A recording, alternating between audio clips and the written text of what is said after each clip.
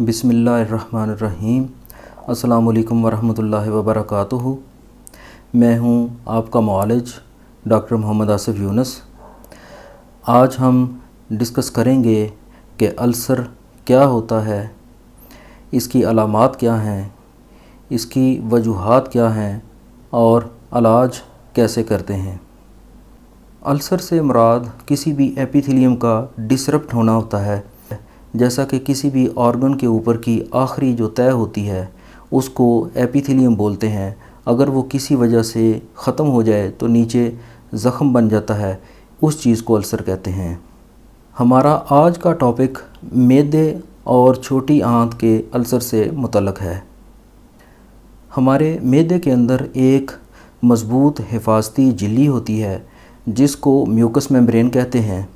अगर किसी वजह से ये म्यूकस मेम्ब्रेन डैमेज हो जाए तो मैदे में मौजूद जो निज़ाम इन्हज़ाम की रतूबतें हैं वो उस डैमेज्ड म्यूकस मेम्ब्रेन से गुज़र मैदे की दीवार के ऊपर ज़ख़म बना देती हैं और इसको हम मैदे का अल्सर कहते हैं।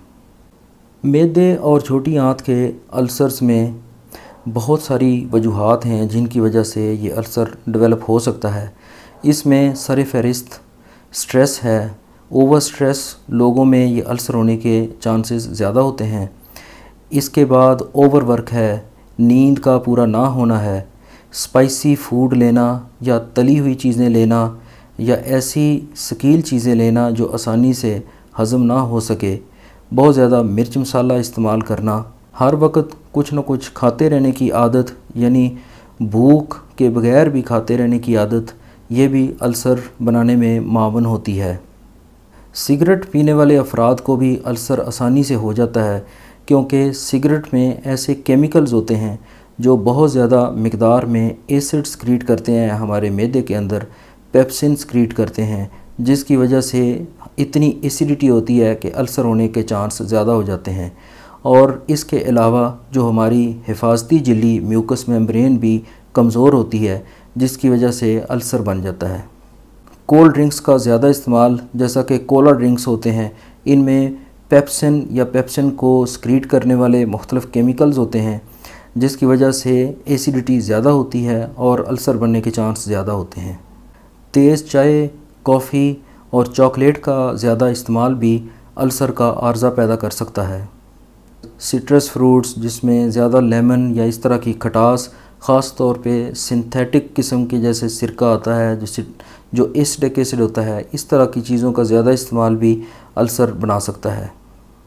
सब्ज़ियों में टमाटर का ज़्यादा इस्तेमाल अल्सर कर सकता है। कुछ ऐसी अद्वियात होती हैं, इनमें सर फहरिस्त पेन किलर्स या दर्द दूर करने वाली जो दवाएं हैं, जैसा कि ब्रूफन है, डाइक्लोफेनेक सोडियम है, इंडोमेथासिन है, नेप्रोक्सन है। इस तरह की मेडिसिन्स जो होती हैं ये हमारी म्यूकस मेम्ब्रेन को कमज़ोर करती हैं, इसलिए ये भी अल्सर कर सकती हैं। एस्प्रिन ख़ास तौर पर ये एसिडिक एनवायरनमेंट में ये फ़ैट सॉल्युबल बन जाती है और जिसकी वजह से ये हमारी म्यूकस मेम्ब्रेन को बड़ी तेज़ी से डैमेज करती है। दूसरी किस्म की अद्वियात में स्टीरॉयड्स हैं, इसका मुसलसल इस्तेमाल अल्सर करने में बहुत मारूफ़ है। अद्वियात के अलावा कुछ ऐसी इन्फेक्शंस भी हैं जिसमें ख़ास तौर पर हम ज़िक्र करेंगे एच पाइलोरी का, यानी हेलिकोबैक्टर पाइलोरियाई।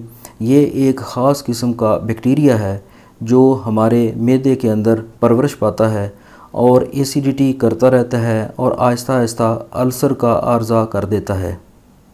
अगर हम अल्सर की अलामात का ज़िक्र करें तो इसमें सर फहरिस्त मैदे के ऊपर वाली जगह यानी पेट के ऊपर वाले हिस्से में और पसलियों के नीचे दर्द होती है, भारीपन का एहसास होता है, उफारा, गैस और मतली की सी कैफियत होती है। और ये दर्द अगर पेट के पिछले हिस्से में या कमर की तरफ जा रही हो तो इसका मतलब है कि मैदे की जो पिछली दीवार है उसमें भी अल्सर या ज़ख़म का आर्ज़ा हो चुका है। अब हम डिस्कस करेंगे कि अल्सर का इलाज किस तरह से किया जाए। अल्सर का इलाज करने के लिए हमें अपना लाइफस्टाइल चेंज करना पड़ेगा। हमारी जो खाने पीने की रूटीन है उसको दुरुस्त करना पड़ेगा। कुछ ऐसी ग़िज़ाएँ हैं जो अल्सर की हीलिंग में बड़ी मुआवन साबित होती हैं। उसमें सबसे पहले हम ज़िक्र करेंगे शहद का। इसके अंदर ज़ख़म को हील करने की खसूसियत पाई जाती है। इसके अलावा ये एच पेलोरी जो कि बैक्टीरिया हमारे मैदे के अंदर परवरिश पाता है, उसको किल करने की भी सलाहियत होती है। बंद गोभी का रस, इसके अंदर बहुत सारे एंटीऑक्सीडेंट्स पाए जाते हैं जो ज़ख़म की हीलिंग के लिए बहुत मावन साबित होते हैं। एलोवेरा एसिड की प्रोडक्शन को कम करता है। ये ज़ख़म के ऊपर एक ऐसी तह जमा देता है जिसकी वजह से स्टोमक के अंदर जो एसिड होता है वो ज़ख़म को मज़ीद ख़राब होने से बचाता है। हमें अपनी खुराक में प्रोबायोटिक्स का इस्तेमाल भी करना चाहिए, जैसा कि दही का इस्तेमाल। ये भी ज़ख़मों को हील करने और हमारे नॉर्मल गट फ्लोरा को रेस्टोर करने में बहुत ज़बरदस्त साबित होता है। हल्दी ज़ख़मों को ठीक करती है और मुनासिब तरीके से इस्तेमाल करने पर ये हमारे अल्सर को हील करने में बहुत ही ज़्यादा मुआवन साबित होती है। इसके अलावा हम सब्ज़ियों का, मुख्तलिफ़ किस्म की सब्ज़ियों का सूप बना सकते हैं जिसमें मसाला जात नहीं डाले जाएंगे और ना ही इसमें टमाटर का इस्तेमाल किया जाएगा, बल्कि हल्का सा नमक और सब्ज़ियों का सूप इस्तेमाल करें तो ये भी हमारे अल्सर को बहुत सूदिंग इफ़ेक्ट देता है और अल्सर जल्दी ठीक होता है। दूध बेहतरीन एंटासिड है। गाहे गाहे दूध का इस्तेमाल भी अल्सर की हीलिंग में बहुत ज़बरदस्त चीज़ है। ग़िज़ाई परहेज़ और इस तरह की एहतियातों के अलावा हम कुछ अद्वियात भी इस्तेमाल कर सकते हैं जिसमें H2 रिसेप्टर एंटागोनिस्ट्स आते हैं, मिसाल के तौर पे फेमोटिडीन।